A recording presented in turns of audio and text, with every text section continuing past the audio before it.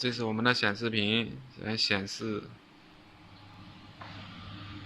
摄像头产品，然后启动焊接，先拍照，拍过照之后对电焊。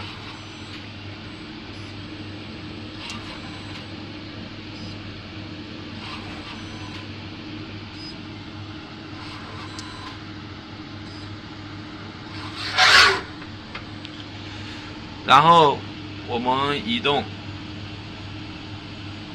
之后，然后再按启动，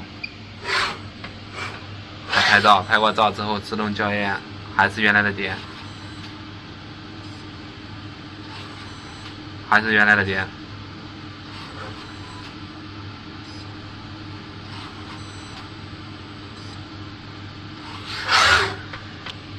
再移动，你站在一定范围之内移动，再启动。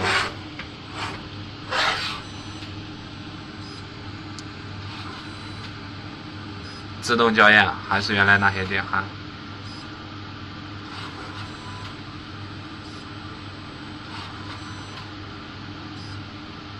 OK， 没问题。